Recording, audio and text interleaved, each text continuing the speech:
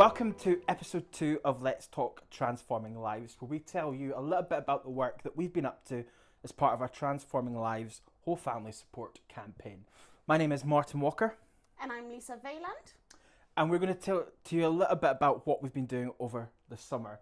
So Lisa, do you want to give a little quick rundown of all the work that we've been doing? So it's been a busy summer for us. We've been busy responding to consultations. The most recent one was the call for views from the Scottish Parliament on the Children Care Experience and Services Planning Bill. We've also been very fortunate to host Dame Jackie Bailey, who is the MSP for Dumbarton, and we were able to tell her more about some of the work that we do in partnership with other organisations like the NHS, Greater Glasgow and Clyde, for example. We've also been busy engaging a lot with families and young people. And we also had the wonderful Richard Baker MP visit our Fife office a couple of weeks ago too, which was really great. But I suppose one of the biggest news I suppose we can share is behind the camera is our new digital and media assistant, Cole, who's joined us. So unfortunately, our previous comms officer has left us in the lurch. Left us in the lurch. Yes, but we've got the fantastic Cole who's going to do this video. So we're going to go a wave to Cole. And you'll meet him at some point. And you'll meet him at some point, because we will get him in front of the camera. But yeah, that's pretty much where we've been. It's been quite a busy summer. But the main thing that we wanted to talk about this episode is our housing report, which we've launched this week. And it's really the thing that's kept us very busy over the summer as well, hasn't it? Absolutely. So Lisa, do you want to explain just a little bit about the process that's gone into the housing report? Yeah. So I think we spoke a little bit in the last episode that we did, and if you haven't listened to it yet, don't worry, you can do that wherever you listen to all of your other episodes, or you can watch it on YouTube. Yeah, that's it. So that episode is available. In the last one, we spoke a little bit about the fact that we were launching a project to find out more about the experiences that families and young people have in trying to access safe, affordable, and good housing in Scotland. What we wanted to do is we really wanted to make sure that we heard from people directly what their experiences are and what they think needs to change. So to do this, we basically had a big period of engagement. We sent a survey directly out to families and young people that we work with. So thank you very much if you completed that survey and sent it back to us. We can't tell you just how important things like that are for our work. Absolutely. That was a really crucial bit of information for us. As well as the survey, we also were really lucky to speak to members of our Youth Inspire group who spoke to us about the particular challenges that young people face in accessing houses, which added a really important dimension, I think, to the work that we're doing. And we also spoke to includem colleagues who generously shared their experiences of supporting families and young people to access housing support. We spoke to a housing association, Pineview Housing Association in Drumchapel, to hear from them about their experiences of supporting tenants. And all of this work really has culminated in the report, laying out what some of the challenges are and making recommendations for change. Yeah, absolutely. I don't know if you want to just touch on briefly some of the questions we asked in the survey, because I think for us, it was really powerful that we got those sort of insights and those analysis, and it wasn't really. So we launched Beyond the Budget, another plug there if you haven't read Beyond the Budget, back in March, and that was very statistical. It was very like, these are the numbers. This report isn't like that. It's more, we wanted to know your experiences of dealing with the housing system, and we've kind of captured that in a really niche way, I think. Yeah, I think it was really important for us, like you say, to make it really about people's experiences, less about the numbers and more about the human stories behind the housing crisis in Scotland, really, and to highlight individual experiences and experiences of maybe groups of people that we don't always hear from. So I suppose for us, one of the big things, I'll return to the question first, Martin, which was, what did we ask? So as part of the housing survey, we wanted to know from people how they felt about where they were currently living. And we actually heard from a lot of people a kind of resigned feeling that where they were living wasn't where they wanted to be, or the housing wasn't quite meeting their needs, but they didn't feel that they had any other option. So a big sense of kind of just settling for what was available rather than feeling content and happy with where people were living. We asked about how difficult or easy it was for people to access the house that they were in. We wanted to know what kind of avenues they'd explore to try and get housing support, what was helpful in that, what wasn't helpful, and also really what changes they wanted to see in Scotland for themselves, and I think for many people, their children in the future as well. Just quite some big meaty questions there that was really, some of the answers that we got back I think struck me, because nothing, I think, wasn't anything on the answers, nothing was unexpected, if you know what I mean. Like, we knew the situation because we see it and we hear it from our colleagues every day, but I think that sense of seeing it in black and white and getting it firsthand kind of made me go back and be like, wow, you know, there's a reason why the Scottish Parliament has declared a housing emergency. We're seeing families in damp and mould homes. We're seeing them in flats that are too small for the sizes of families. We're seeing them put into areas that they don't want to be in because that is the only housing stock that's been available to them. And I suppose the big thing for me is, we've talked about this before, it's the deprivation of hope that we see in families that we work with. And to me, this report is just another example of that deprivation of hope. Now, we're not saying everything's going to be fixed overnight, but it does kind of give sort of hints of what families want to see. And that's timely given there's a Scottish Parliament election next year. So if there's anybody from any of the political parties watching this, maybe read our report for next year.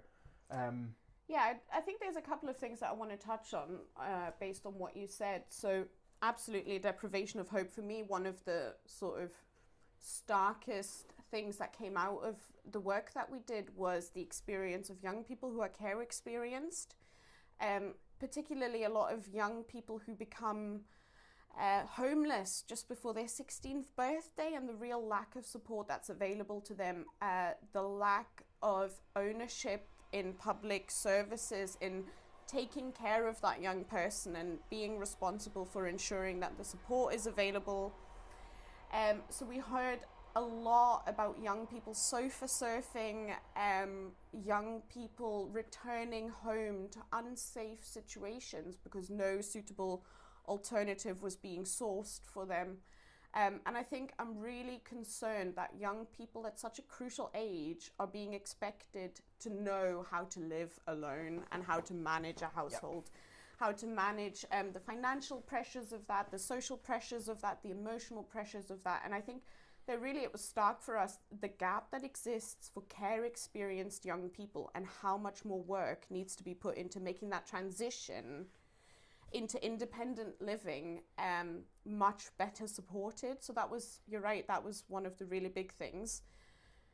We heard some really horrible things, didn't we, about families. You know, we heard about one parent having to carry a child in a wheelchair up and down flights of stairs to access housing. We heard about children in temporary accommodation and in refuges. And it's, people told us as part of the survey, we asked them, one of the questions we asked was, what does having a stable home mean to you?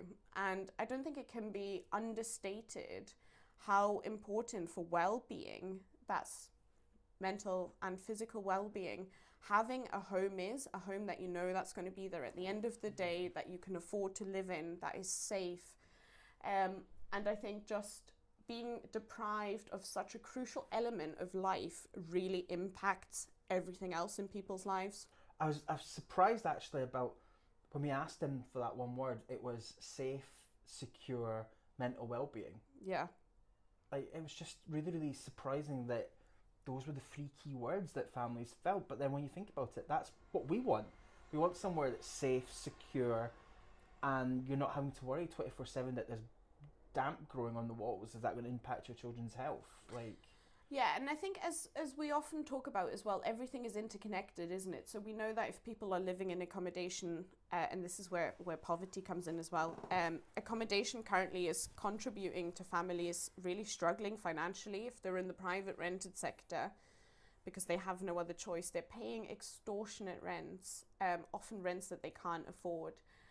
for many families, there are issues around social security and some of the DWP processes that mean they end up with sanctions and then in arrears, which lead to really a big build-up in debt.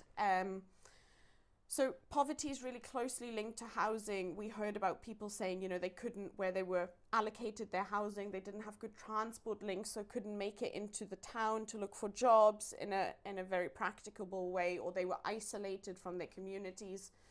So housing spans all areas of life. Parents talking about children having nowhere to study, no privacy if they're sharing rooms. Parents sleeping on sofas. So yeah, just that really all-encompassing feeling of housing dominates so much of people's lives, and if we don't get that right, it's really difficult to build on all the other aspects. Yeah. So I don't know if you want to touch on some of the work that we do to support families. A part of our whole family support is being there for the family. So I don't know if you want to just touch on some of the examples that we heard from our colleagues as part of the work we did engaging with them. Yeah. Colleagues do such a fantastic job, I think, in a large number of cases, advocating for families and young people. So really being their supporter, and that can be formal or informal. So we have heard of colleagues writing, you know, supporting letters to housing associations. But we also know that sometimes colleagues give families and young people the confidence and the tools to advocate for themselves with housing providers, with the social work, with their local MSP perhaps. So that's one of the things. We also have emergency funding. So we have what's called our Young Persons Fund, which was initially designated to fund fun experiences for families. But over the recent years, due to the crisis, the cost of living crisis is increasingly being used to help families in emergency situations with essential items. Or even basic things as electricity in the meter. Yeah. It's really powerful, that fund.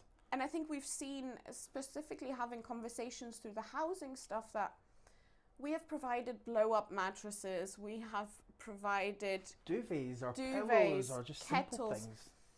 Because public funds as well that have previously been available to families when they move into accommodation are now no longer as easily accessible. So many families, when they're allocated homes or young people, enter an empty home. A shell. I think shell is... It's a shell. It's a shell. And having those funds available really for essential items is another really important thing. Especially when we're dealing with young people, especially care experienced young people, because like one of the other findings at the start for me was the fact that we're failing on keeping the promise for care experienced young people. 100%. Because we're setting them up with these independent skills, saying, right, here's your keys to your flat, but most of them don't know budgeting skills. Most of them don't, well, we heard, don't even know who to phone for help. They're entering empty shells, so first thing they've got to try and figure out is furniture, which everybody knows is expensive at the best of times, but then you're adding on fridges, you're adding on carpets. It's expensive, and these young people are getting no support, well, barely any support to do that. No, and I think it's so important, and this comes back to including providing whole family support. So even though we might be, we might get in touch with the family because a young person's been referred to us, once we know that there are issues for the family with their housing, for example, you know, our colleagues will do everything that they can to support people to either try and get different housing or improve the housing that they're currently in. And I think we're always blown away by their commitment and their creativity. So we have such great examples of teams literally going out and redoing people's rooms, on their days off houses, on their days off. That's like their days off. They literally go as their team, put on overalls and get the hands just get stuck dirty. in. Yeah, and that is in just again a reflection of, we know how important it is that that bit of people's lives is as good as it possibly can be, because it affects everything else. Yeah. So that's kind of covered most of that. So a very brief overview, because we want you to read our report. Yes. So I don't know if the next bit we kind of want to touch on is our recommendations. So we know that obviously we've already mentioned there's a Scottish Parliament election coming up next year, But we also know that housing is one of those really difficult areas, and the fact that the Scottish Government sets standards, local authority are landlords, there's housing associations. So one of the pieces that I really enjoyed seeing you getting to do was to actually go out and to meet Pineview Housing Association up in Drumchapel, who are what we're saying is a really good organisation of best practice. So do you want to just give a little overview of the discussions you had and the work that they're doing that makes them different? Yeah, so what we really wanted to find out from Pineview Housing Association was what they are doing to support their tenants. And what we found was a really person-centered approach. And I don't think that in a lot of systems currently, a lot of things are moving online, everything is digital. And we found that Pineview Housing Association is really committed to that contact, that direct contact with tenants. So if somebody comes on as a new tenant, they get sort of regular check-ins, they get support to access. They have Citizens Advice Bureau come in to the Housing Association, and then tenants can set up appointments to meet with Citizens Advice Bureau to make sure they're getting all the right benefits, to make sure they understand about any outgoing payments that they're going to have. And I think that financial planning and support is so important. Again, they have that direct contact. The housing officers themselves reach out to families on a regular basis. And it really felt like their aim is to support tenants to sustain their tenancies as much as possible. Which is just fantastic. Absolutely fantastic. It really was great to meet them and to hear that, because as we often say, you know, you hear so many things that aren't going well, and it's really nice to hear good examples of good practice. So we've featured them in our sort of report just to say thank you and to just kind of raise the good work that they're doing. Yeah. Which leads us kind of nicely on to the fact that with every report, there's always comes a set of recommendations. Mm-hmm.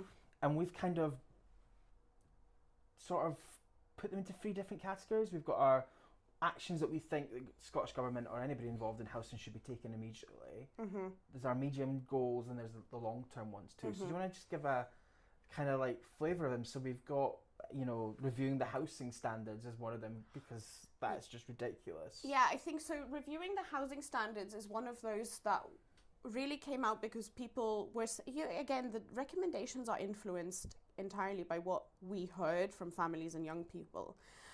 And I think families and young people didn't and don't understand, quite rightly, why the standard of housing is acceptable. So the levels of damp and mold, the levels of disrepair, the not being safe. We heard about people having damages that were actually leaving their property unsafe, and there was nothing being done about it. So we believe that there should be a review of standards of what's considered acceptable for housing provision. I think another one of the recommendations that I want to flag up based on our conversation is that there must be better support put in place for care experienced young people. And we have responded to multiple consultations around care leaver payments and things like that. But it's really also just about having that practical and emotional support alongside financial support. I suppose one of the biggest key recommendations, which I don't think nobody disagrees with in this sector, is we need more housing. We need more social housing. We need the Scottish Government to step up and start building more homes so that people do have that safe space. And that's pretty much a nice little overview of our report. Yeah, more recommendations in the report, so do read the report. We're not going to tell you them all, we need you to read this report. Read the report. And I suppose the other nice little bit, if you don't want to read the full report, we've got a nice little URSPACE special issue of the housing report, which we've designed specifically for the children, young people and families that we work with and contributed. So keep an eye out for the new URSPACE 2. Lisa, do you want to give a quick overview of what we start doing next? Yeah, sure. So, as we mentioned, Transforming Lives Whole Family Support is our campaign that's going to be focusing on 3 key themes. So we've just completed our housing theme. Tick. The next thing that we're moving into is education. If you've been following us for some time, you'll know that last year we did quite a bit of engagement and work around education and some of the challenges that children and young people are facing in accessing education and staying in education and really thriving in education. And this year what we want to do, we want to dig a little bit deeper into some of those issues, and similar to the housing report, really come forward with recommendations for change. Again, we're moving into a Scottish Parliament election, and we really want to make sure that the voices of the children, young people that we work with are reflected in any kind of work that we're doing in the run-up to the Scottish Parliament election, and that we're clear on what changes they want to see. And the education one is going to be really interesting. So what I would say is, if you're watching this and you're a young person who has a story to tell about the education experience, do get in touch with us, or even speak to your worker to ask if you can come and speak to Lisa or myself about your experiences, because at the end of the day, we're here to amplify your voice with the decision makers. And I think that is kind of everything about our house report. It just leaves us with one thing. You'll have heard earlier that we spoke about our Young Persons Fund. Our Young Persons Fund is basically there for families and young people when they need it the most. And like with all appeals, Includem funds it ourselves. So if you can, what we're asking is if you can donate £25 to celebrate our 25 years of Includem, you can do so at includem.org/donate, or look out for some more of our social media posts about our 25 for 25 appeal. Or if you feel even more generous, you can look out for the big Includem birthday appeal, which is all over our socials or on our website too. I suppose, Lisa, thanks for a summer of fun. Now that we've got Cole on board, it's hopefully going to take a little bit of pressure off the two of us. If you liked this, please let us know in the comments below. Yes. Make sure you're subscribed to our YouTube channel, or you're following us on podcasts, and we will see you for episode 3 shortly. Thanks for watching. Bye.